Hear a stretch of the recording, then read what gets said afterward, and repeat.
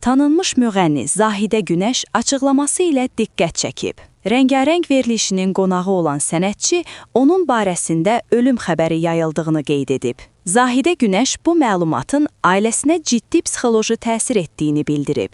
Bacım həkimdir. İşdə olarkən qohumlardan biri sosial şəbəkədə ölüm xəbərimi görüb və bunu bacıma deyib. Vurğulayıblar ki, Zahidə bir neçə saat əvvəl rəhmətə gedib, üstünə həkim gəlib. Bu xəbər mənə çox pis təsir etdi, deyə müğənni əlavə edib.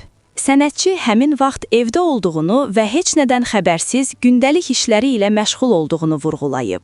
O, bu cür yalan məlumatların yayılmasını qəbul edilməz adlandırıb. Məni tanıyanlar bilir, ürəyimə görə necə insanam. Dedim ki, yeni ili yaxşı keçirsin, yanvar ayından sonra bu yalan xəbəri yayanlarla məşğul olacağam. Müğənninin bu etirafı studiyada və sosial şəbəkələrdə geniş rezonans doğurub. İzləyicilər yalan ölüm xəbərlərinin yayılmasını kəskin tənqid edərək sənətçiyə dəstək olublar.